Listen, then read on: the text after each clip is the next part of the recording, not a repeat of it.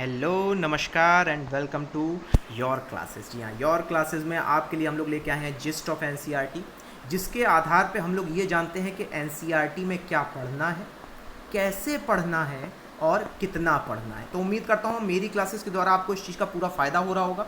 अगर इससे जुड़ी हुई कोई भी समस्या हो तो मुझसे कमेंट बॉक्स में ज़रूर पूछा कीजिए, ठीक है। तो चलिए, अब आज जो हम लोग आपके लिए क्लास लेके आए हैं वो है एनसीईआरटी में हिस्ट्री की क्लास अवर पास्ट। ये 6th क्लास की बुक है आपकी और इसमें हम लोग पढ़ेंगे चैप्टर नंबर 5, ठीक है। तो चलिए शुरू करते हैं बिना देरी के। यहाँ पे चैप्टर नंबर 5, तो चैप्टर नंबर 5 क्या कह रहा है हमसे, देखो सबसे पहले अगर बात करें तो यहाँ पे इसका नाम क्या लिखा है, kingdom, Kings and early Republic. इससे पहले हम लोगों ने क्या पढ़ा, किसानों के बारे में पढ़ा, फिर क्या पढ़ा, अर्ली सिटीज़ यानी शहरों के बारे में पढ़ा, फिर हम लोगों ने पढ़ा किताबों के बारे में। अब हम किसके बारे में पढ़ने जा रहे हैं, किंगडम के बारे में, यानी कैसे एक राज्य यहाँ पे कार्य करता था, ठीक है। तो चलिए शुरू करते हैं। तो अब ये कहानी शुरू होती है कि किस प्रकार से लोग राजा बनते थे आपके वैदिक काल में, ठीक है। अब वैदिक काल आपका यहाँ पे कितने समय पहले बताया गया, 3000 साल पहले। तो होता क्या था कि राजा एक यज्ञ कराता था। आपने अश्वमेध यज्ञ का नाम जरूर सुना होगा, ठीक है। अब अश्वमेध यज्ञ में आपका जो घोड़ा होता था, उस घोड़े को दौड़ा दिया जाता था, वो अलग अलग राज्यों में जाता था और जहाँ जहाँ से आपका पास होता था वो आपका राजा के अधीन, जिसने घोड़ा छोड़ा उसके अधीन हो जाता था। उम्मीद करता हूँ ये तो सबको पता होगा। अब ध्यान से सुनो कि आगे क्या होता था। अब अगर मान लो कि किसी ने घोड़ा रोक लिया, फिर उसे या तो राजा से युद्ध करना होगा, ठीक है, और अगर उसने पास कर दिया तब उस राज्य का राजा जिसने पास करने दिया वो उस राजा के पास जाता था जिसने यज्ञ कराया था, गिफ्ट लेकर के। क्या लेके जाता था, गिफ्ट लेकर के। ये उस समय का प्रचलन था अश्वमेध यज्ञ का। उम्मीद करता हूँ स्टोरी समझ में आ गई होगी, ठीक है। तो अब ध्यान से सुनना कि जो राजा हार जाते थे वो भी आते थे मिलने के लिए राजा से। आपको सिर्फ इतना याद रखना है, ठीक है। चलिए कहानी को आगे बढ़ाते हैं। तो अब इसके बाद जब वैदिक काल के बाद जनपद और महाजनपद का निर्माण होता है, ठीक है। तो जनपद में क्या होता है, जनपद में क्या होगा, आपका जो राजा था वो सेक्रीफाइस यानी कि आपके पूजा पाठ तो करता ही करता था, इतना क्लियर है। लेकिन कई सारे जो जनपद हैं जो आज भी इनके प्रमाण मिलते हैं वो एग्जाम में बड़े पूछे जाते हैं। तो दिल्ली का पुराना किला, हस्तिनापुर आपका मेरठ में, और उसके अलावा अतरंजी खेड़ा, ये बहुत इंपॉर्टेंट है, इसको अलग से नोट डाउन कर लेना, ठीक है। और अगर जनपद की बात की जाए तो क्या वहाँ पे महल होते थे, जी नहीं, वहाँ पे छोटे छोटे घर होते थे, ठीक है, इसको याद रखिएगा। और जो बहुत इंपॉर्टेंट चीज़ है वो है पेंटेड ग्रेवियर। एग्जाम में पूछा जाता है ये कहाँ पाए जाते हैं, तो क्या बताएंगे, जनपदों में पाए जाते थे, ठीक है। अब चलिए बढ़ते हैं आगे महाजनपद की तरफ। तो महाजनपद हमसे क्या कह रहा है, 2500 साल पहले इसकी आपकी यहाँ पे क्या है, टाइम लिमिट है। और इसके बाद जब कुछ जनपद, जब ये आपस में इनका आकार बढ़ जाता था तो आकार बढ़ के क्या बन जाते थे, महाजनपद बन जाते थे। अब इनके पास अपनी कैपिटल भी होती थी, यानी राजधानी, और उनके जो वहाँ पे वॉल्स होती थी वो भी कैसी होती थी, किले के रूप में होती थी। अब किले के रूप में है तो आर्मी भी रखनी पड़ेगी। अब आर्मी रखोगे तो पैसा भी देना पड़ेगा, यानी उस समय पंचमार्क कॉइन्स भी चलते थे, कब, आपके महाजनपद के समय पे।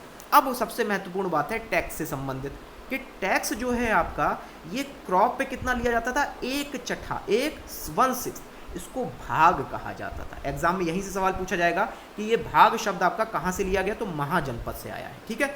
और किस किस से लेते थे, जैसे क्राफ्ट पर्सन का मतलब क्या होता है, जो मूर्तिकार हैं या फिर आपके कुम्हार हैं, उनसे लेबर करवाते थे अपने घर में बुलवा के, ठीक है। और वहीं पे अगर बात की जाए तो चरवाहे और व्यापार पे भी क्या लगता था, आपका टैक्स लगाया जाता था। इस चीज़ को याद रखना, ठीक है। चलिए आगे बढ़ते हैं। तो देखो अभी मैंने बात की थी ग्रे वेयर्स की, पेंटेड ग्रे वेयर, तो ये है। अब इसको ध्यान से देखो तो क्या इसमें कोई सामान को आप कह सकते हो स्टोर कर सकते हो, नहीं। तो इसका मतलब ये हुआ कि ये पूजा पाठ में जैसे आज हम लोग आचमनी वगैरह इस्तेमाल करते हैं, ऐसे ही ये उस समय पे इस्तेमाल किया जाता था। और अभी आपने सुना फोर्टिफाइड वॉल, यानी कि जो आपकी किलेबंदी थी, ये है वो किलेबंदी, और इस किलेबंदी के माध्यम से वो खुद को सुरक्षित रखते थे, ठीक है। अब आपको पता होगा 16 महाजनपद हैं, तो उनमें से देखो पहले हम लोग को उनके देखना पड़ेगा कौन कहाँ पर है। ध्यान से देखिएगा, तो यहाँ पे है आपके मगध और वज्जी, ठीक है। और वहीं अगर देखा जाए सबसे किनारे यानी आपके वेस्टर्न साइड पे तो है गंधारा, ठीक है। और वहीं अगर बात की जाए सेंट्रल इंडिया में तो सबसे प्रमुख कौन सा हो गया, पंचाल। तो पहले इतना याद रख लो, मगध और आपके वज्जी ये सबसे कहाँ थे, आपके ईस्टर्न साइड पे थे, और वेस्टर्न साइड पे गंधार राज्य था, ठीक है। चलिए आगे बढ़ते हैं। अब देखते हैं उसकी कृषि में क्या क्या हुआ। अब कृषि की अगर आपसे बात की जाए तो एक चीज़ याद रखिए, इससे पहले आपके लकड़ी के जो चलते थे हल, अब लोहे के हल आ गए हैं, तो ज़्यादा अच्छी आपकी खेती होगी। इसके अलावा आपने पैडी यानी धान की रोपाई भी शुरू कर दी। अब धान की रोपाई से क्या हुआ कि उत्पादन बढ़ गया। तो ये काम दोनों करने कौन लग गए? तो इसके लिए दास और दासी याद है, स्लेव यूज किए जाते थे, और कामकार, जैसे आज भी क्या होता है कि कटाई के लिए अलग से, जो गांव से संबंधित उन्हें पता है कि कटाई के लिए अलग से लेबर बुलाई जाती है, तो ये वही कामकार है। ठीक है, चलिए अब देखते हैं जो महाजनपद हमने देखे मगध। अब मगध के बारे में थोड़ी जानकारी ली जाए। कैपिटल, पहले इसकी राजगृह थी और फिर ट्रांसफर होकर कहाँ चली गई? पाटलिपुत्र में चली गई। अच्छा, मगध की बात की जाए तो ये दोनों ही आपके कहाँ पर हैं? बिहार में ही स्थित है। ठीक है, अब ये कौन सी नदी के किनारे थे? गंगा और सोन नदी के किनारे थी। तो मगध की खासियत क्या थी ये देखो, एक तो यहाँ पे जंगल था, तो लकड़ी थी और वहाँ पे कई सारे हाथी भी थे जो कि आर्मी में इस्तेमाल होते थे। और वहीं आपकी लकड़ी का क्या इस्तेमाल होता था? घर बनाने में और रथ बनाने में। और सबसे महत्वपूर्ण देखो क्या था, वहाँ पे आयरन ओर की खदानें थी जिससे हथियार बनते थे। और रूलर में आपको याद रखना चाहिए बिंबिसार और अजात शत्रु, ये सबसे फेमस आपके कौन थे? यहाँ पे योद्धा थे या राजा थे जिनसे अलेक्जेंडर की सेना भी डर के भाग गई थी। इस चीज़ को याद रखिएगा। इसके अलावा एक और थे यहाँ पे महापद्म नंद, जो कि आपके नॉर्थ वेस्ट में रहते थे। ठीक है, चलिए अब आगे बढ़ते हैं, वज्जी के बारे में और देखते हैं। आपको मगध आपने देखा, अब वज्जी देख लेते हैं। तो कैपिटल यहाँ पे क्या थी उनकी? वैशाली थी। और यहाँ पर देखो एक अलग, वहाँ पे राजा नहीं है बल्कि यहाँ पे क्या है? गण और संघ है। गण और संघ का मतलब क्या हुआ कि यहाँ पे कई सारे राजा एक साथ हैं, इसी को गढ़ कहा जाता था। ठीक है, अब ये आपस में क्या करते थे? सभाएं करते थे। तो वज्जी में क्या होती थी? आपकी गढ़ की सभाएं होती थी। अच्छा, ये होता क्या था कि अगर मान लो किसी दुश्मन ने अटैक कर दिया तो ये क्या आपस में करते थे? फिर विचार विमर्श करके सोचते थे क्या करना है। तो सवाल देखो यहाँ पे कैसे बनेगा कि कौन कौन इसमें भाग नहीं ले सकता था? तो महिला, स्लेव और कामगार इसमें भाग नहीं ले सकते थे। बहुत इंपॉर्टेंट है। अब एक चीज़ देखो यहाँ पे अलग से लिखा हुआ है कि बुद्धा और महावीर ये भी संघ से ही जुड़े हुए थे। तो एग्जाम में सवाल भी पूछा जा सकता है कि संघ से में से कौन जुड़ा है? तो अब क्या बताएंगे? बुद्धा और महावीरा। फिर अगर वहीं बात की जाए संघ के बारे में कौन सी पुस्तकें बताती हैं? तो बुद्धिस्ट की पुस्तकें बताती हैं। ठीक है, और वहीं वज्जी का जो आपका वर्णन है वो दीर्घ निकाय में किया गया है। ठीक है, जो कि एक बुद्धिस्ट स्क्रिप्चर है और कितने साल पहले बताया गया है? 2300 वर्ष पहले। ठीक है, अब देखो एक बहुत ही फेमस कहानी है जो बुद्ध से जुड़ी है, उसको ध्यान से सुनना। अजात शत्रु का नाम याद है? ठीक है, मगध के राजा थे। तो इनकी लड़ाई हो रही थी वज्जी से, जो कि दोनों अगल बगल थे। ये था मगध, ये था वज्जी। ठीक है, तो हुआ क्या कि जैसे ही मगध में सोचा कि हम इस पर अटैक करें, तो उससे पहले अजात शत्रु ने अपने एक यहाँ पर मंत्री, यानी उसका नाम क्या था? वशकारा को भेजा बुद्ध के पास और उनसे विचार विमर्श करने की बात कही। तो पलट के बुद्ध ने उनसे पूछा कि अच्छा ये बताओ, क्या वज्जी लोग जो हैं आपस में सभाएं आयोजित करते हैं? तो उसने कहा हाँ करते हैं। तब बुद्ध ने ये कहा कि वज्जी को कोई भी जल्दी से हरा नहीं पाएगा। ये बड़ी इंटरेस्टिंग स्टोरी है जो आपको बताती है कि अजात शत्रु और वज्जी आपस में दुश्मन भी थे। ठीक है, चलिए आगे बढ़ते हैं। अब देखो, अभी तक हम लोगों ने 16 महाजनपद के बारे में नाम आप लोगों ने सुने। ठीक है, अब देखो यहाँ पे मैं फिर से दोहरा रहा हूँ, ये है आपका मगध और वज्जी का एरिया। इसके बाद आते हैं वत्स और अस्मक। फिर अगर आप आगे बढ़ेंगे तो वहीं है आपके चेदी, मल्ल और कौशल, और फिर आगे हैं आपके मत्स्य, अवंती और कुरु, और लास्ट में कौन है आपके?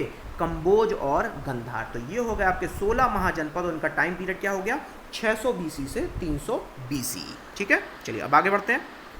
लेटर वैदिक बुक्स के बारे में बताया गया है। तो लेटर वैदिक बुक्स का मतलब क्या हो गया कि ऋग्वेद के बाद जो भी वेद लिखा गया वही क्या हो गया? लेटर वैदिक बुक्स हो गया। अब तीन ही तो वेद बचे, कौन कौन से आपके? ऋग्वेद के अलावा यजुर्वेद, सामवेद और अथर्ववेद। अच्छा, इसमें जो है 4 वर्णों के बारे में लेटर वैदिक में बताया गया, ये ध्यान से रखना। ठीक है, तो 4 वर्ण के बारे के अलावा यहाँ पे जो वैश्य थे, उन वैश्यों में कौन कौन आता था? तो फार्मर भी आते थे और चरवाहे भी आते थे, सिर्फ व्यापारी नहीं आते थे। ठीक है, और इसके अलावा किसको पूजा करने की छूट थी? तो क्षत्रिय और वैश्य को छूट थी। ठीक है, और वहीं महिलाओं और शूद्र को छूट नहीं थी। अब चलते हैं ग्रीस और एथेंस।